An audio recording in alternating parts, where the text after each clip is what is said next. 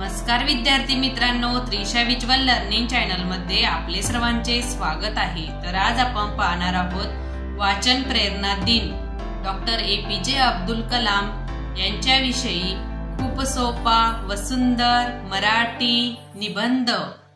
Doctor APJ Abdul Kalam यांचे पूर्ण नाव अबुल पाकीर जैनुलब्दीन अब्दुल कलाम असे होते। त्यांचा जन्म 15 ऑक्टोबर 1931 साली रामेश्वरम मध्ये झाला। ते भारताचे 11वे राष्ट्रपती होते आणि भारतात त्यांचा राष्ट्रपती पदाचा कार्यकाळ 2002 पासून तर 2007 पर्यंत होता। अब्दुल कलाम यांचा जन्म एका गरीब कुटुंबात झाला होता। लहानपणापासूनच ते अभ्यासात हुशार होते। त्यांनी आधी फिजिक्स विषयाचा अभ्यास केला आणि नंतर एरोस्पेस अभियांत्रिकी क्षेत्रातून शिक्षण पूर्ण केले।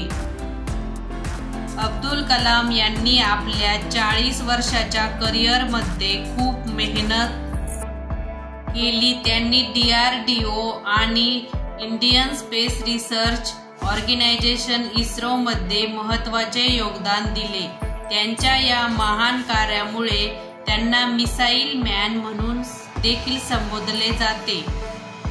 त्यांनी भारताची सैन्य क्षमता वाढवण्यासाठी महत्त्वाचे कार्य केले। 1998 साली त्यांनी भारतात यशस्वी अणु चाचणी घेतली। अब्दुल कलाम 2002 पर्यंत खूप लोकप्रिय झाले होते। त्यांची लोकप्रियता एवढी वाढली होती की 2002 साली त्यांनी देशाचे राष्ट्रपती बनवण्यासाठी निवडण्यात आले। ते स्वतंत्र भारताचे 11वे राष्ट्रपती होते आणि या पदावर ते 2007 पर्यंत कार्यरत राहिले। राष्ट्रपतींच्या रूपात त्यांनी भारताच्या विकासात महत्त्वाचे योगदान दिले।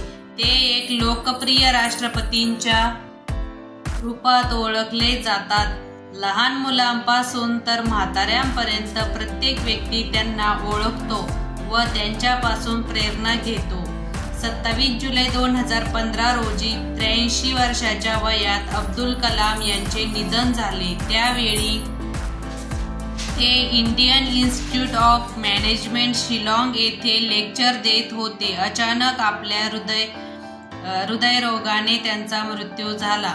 अब्दुल कलाम एक खरे देशभक्त होते। उच्च पदावर कार्यरत असतानाही ते अतिशय साधे जीवन जगत असत। म्हणूनच त्यांना आपल्या देशात नेहमी आठवण केले जाईल।